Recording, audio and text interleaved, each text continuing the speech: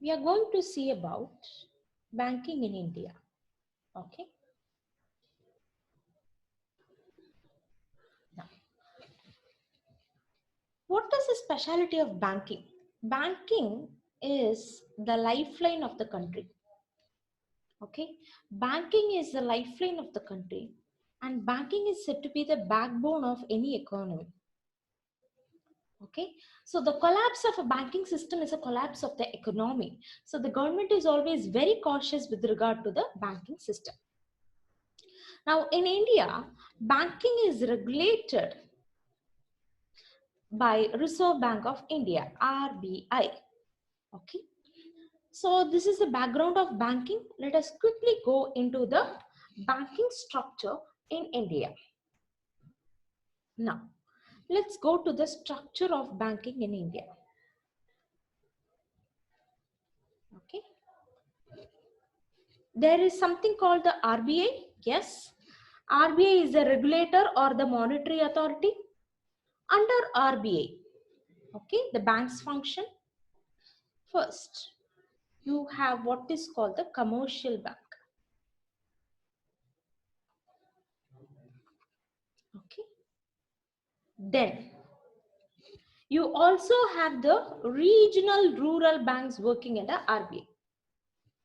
Then, you have the so-called cooperative bank working under RBI. Then you have other types of banks like small banks, payment banks, etc. Then there are also other categories like development banks,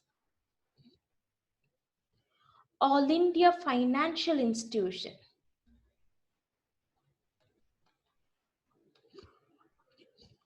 then you also have NBFC.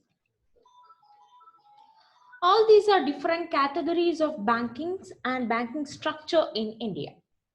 Okay, we'll see each of these types one by one. First, let us take the first category. It is a commercial bank.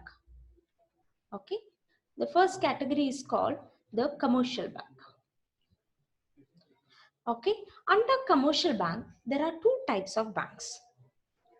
Okay, the first is under commercial bank, you have the first category, and the first category is called public sector bank.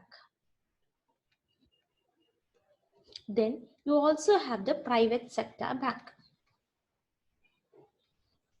Okay, then so first category is commercial bank, under commercial bank, public sector and private sector. Now, under public sector, you have further two more categories. SBI, State Bank of India, and other PSU banks. Got it? Now, private sector banks, further two categories. Indian old or new generation, then foreign banks. Okay, this is with regard to commercial banks.